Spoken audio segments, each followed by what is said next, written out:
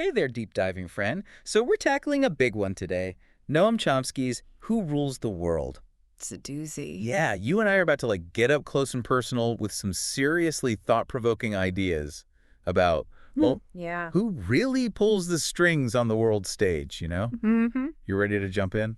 Let's do it. Chomsky doesn't shy away from asking the tough questions No, he does not. about power imperialism and how we perceive the world around us. Okay, so right off the bat, Chomsky argues that the U.S., while often claiming to be a force for good in the world, is actually laser-focused on maintaining its global dominance. Right. He even uses the phrase, masters of mankind. Yeah. Who is he talking about when he says that? That phrase is a real attention getter, right? Yeah.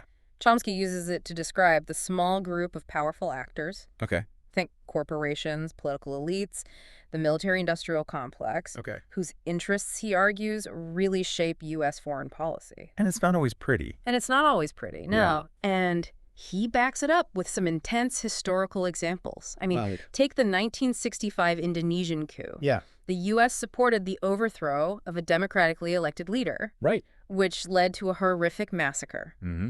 Chomsky says even the CIA itself compared it to the atrocities of Hitler, Stalin, and Mao.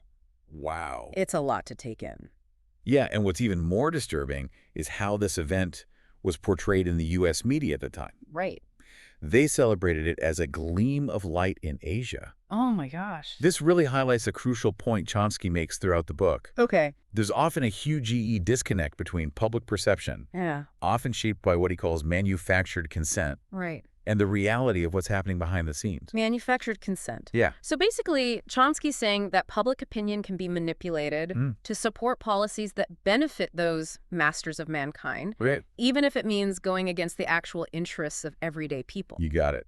Wow. And Chomsky meticulously breaks down how this happens. Okay. He argues that narratives are carefully crafted to justify actions that serve those elite interests, Right. often at the expense of human rights and democracy in other parts of the world. Okay, so that makes me think of what he says about the threat of Iran. Right. He spends a lot of time dissecting that. Mm-hmm. He argues that it's been largely fabricated to justify aggressive policies toward Iran. Mm-hmm. And what's wild is that he presents polling data showing most Americans didn't even view Iran as a major threat before all this. That's exactly right. It's crazy. And this manufactured threat has been incredibly effective. Yeah. It's been used to justify things like crippling sanctions on Iran Right. and a massive military buildup in the region, which of course benefits certain groups within the U.S. Mm-hmm. Chomsky really highlights the hypocrisy of it all. Yeah. The U.S. condemns Iran's nuclear program Right. while simultaneously providing a nuclear umbrella to Israel, which has its own undeclared nuclear arsenal. Okay, so that's a whole other layer of complexity. Yeah. Speaking of scary stuff, he also really gets into the dangers of nuclear weapons and how close we've come to nuclear war. Yeah. It's honestly pretty terrifying to think about. It really is. Like, really? And Chomsky argues that our continued reliance on nuclear weapons as a deterrent Yeah, is completely irrational. makes sense. It actually increases the risk of accidental or intentional use. Oh, yeah. He doesn't mince words about the potential consequences either. Right. He says it would be catastrophic for humanity. It almost feels like we've just been lucky to avoid total annihilation so far. Right. He also ties that into our inaction on climate change, Hmm. seeing both as existential threats driven by, you guessed it, the short-sighted pursuit of power and profit. It's all connected. Yeah. Chomsky doesn't let us forget that climate change, just like nuclear war, is a threat multiplier. Right. It exacerbates existing inequalities and creates instability that those in power then exploit. So it all sounds pretty bleak, right? If Yeah. these so-called masters are calling all the shots, Right. what hope do we have? It's a good question. Is Chomsky just a pessimist? Well, here's the thing. Okay. While Chomsky doesn't sugarcoat things, he also offers a glimmer of hope. Okay. He reminds us that change is always possible. He believes in the power of public awareness and grassroots activism. He's not just talking about changing a light bulb, is he? Not exactly. He's talking about fundamentally challenging the systems of power that got us here in the first place. Right.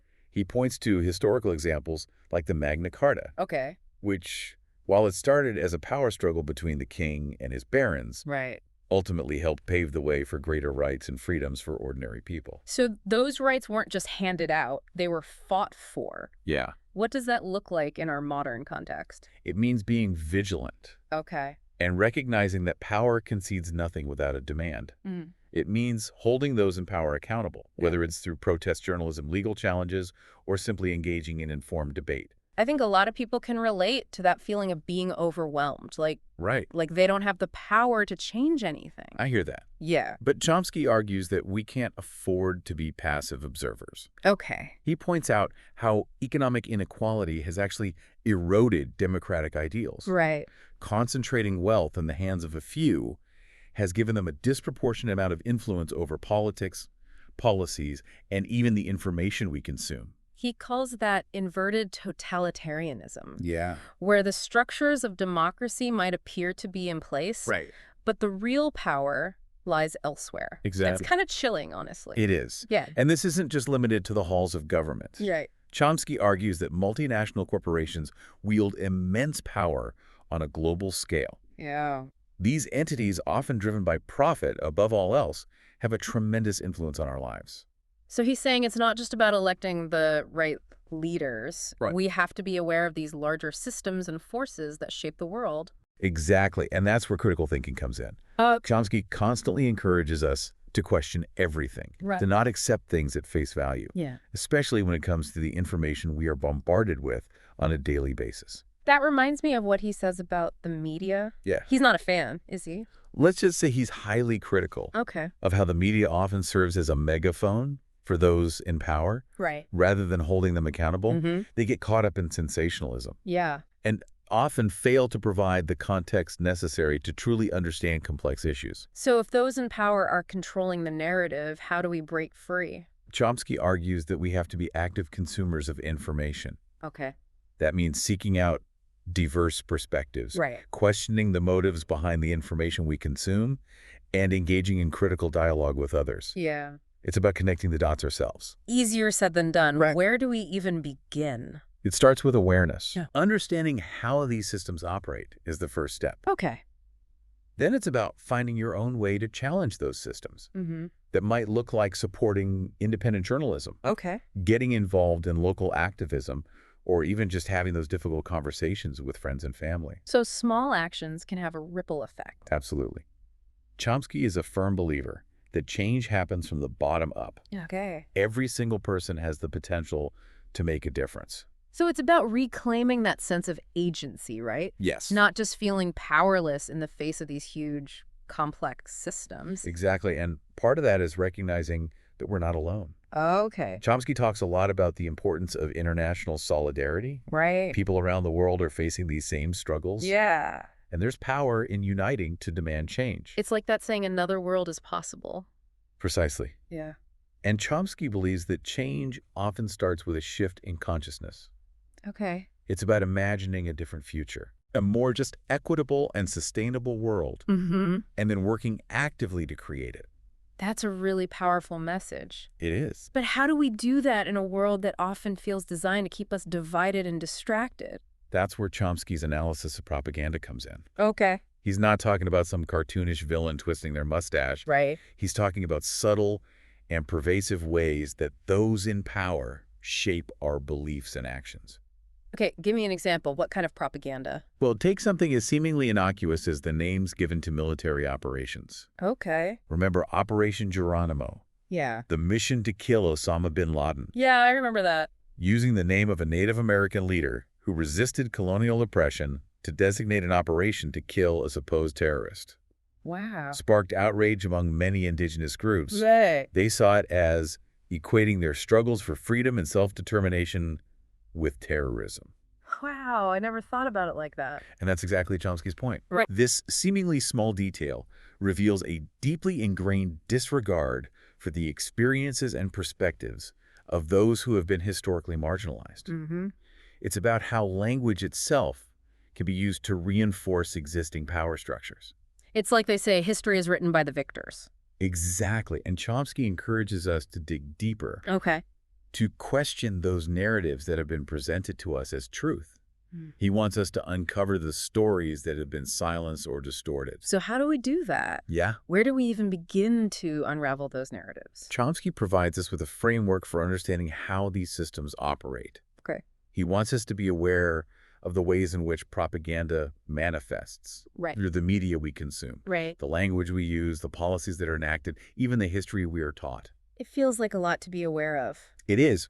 But Chomsky isn't asking us to be experts in everything. Okay. He's just urging us to be curious, to ask questions, and to never stop learning. It's about becoming more conscious, more aware of those subtle influences that shape how we see the world. Exactly. And it's not always comfortable. Right. Chomsky challenges us to confront some hard truths about our own societies and the systems we often take for granted. And he doesn't just point fingers at governments and politicians, right? He also talks about the immense power that corporations wield in the world today. Oh, absolutely. Yeah.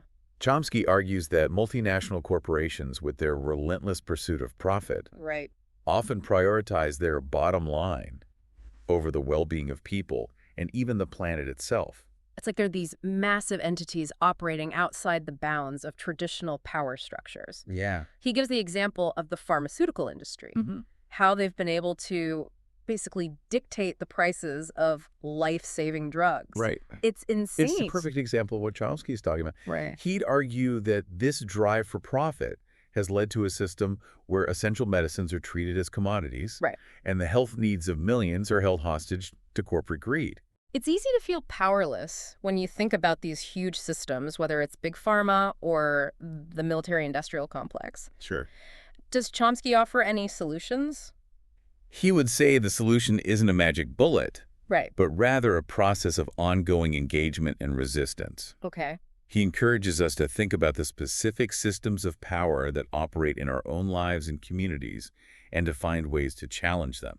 So what does that look like? Yeah. Give me some concrete examples. It could mean supporting organizations that are fighting for economic justice Okay. or advocating for stricter regulations on corporations. Right. It could involve holding our elected officials accountable for the policies they enact or supporting independent media outlets that are challenging dominant narratives. So it's about being engaged citizens, Yes. not just during election season, but all the time. That's a big part of it. Okay. But it's also about examining our own consumption habits. Right. Being mindful of the products we buy and the companies we support. Right. Our choices have power. So it's about aligning our actions with our values, Right. putting our money where our mouth is, so to speak. Exactly. Yeah. It's about recognizing that we're not just passive consumers, but active participants in these systems. Right. And we have the power to choose differently. This has been a wild ride. It have. We've covered a lot of ground. We have. If there's one big takeaway you want to leave our listeners with from Chomsky's Who Rules the World, Yeah. what would it be? If I had to pick just one, Yeah. it's the importance of critical thinking. Okay.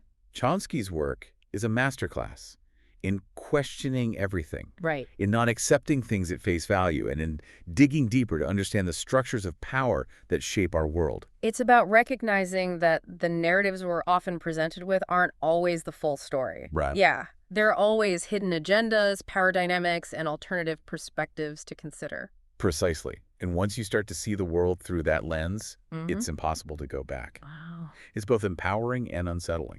It definitely gives you a lot to think about. So to our listeners, if you're feeling fired up, don't just sit there. Yeah. Pick up a copy of Who Rules the World and start your own deep dive into Chomsky's brilliant, albeit sometimes unsettling, analysis of the world. It's good to read. And who knows, you might just discover your own power to change it.